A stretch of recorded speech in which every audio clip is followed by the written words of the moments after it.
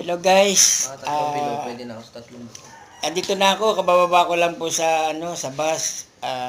Ang grabe palang init dito sa sa probinsya. Naglalakad na po pala ako papunta sa bahay. Guys, nakikisuyo po ako kasi bago lang ako sa larangan ng YouTube. Please like and share Ala ATV.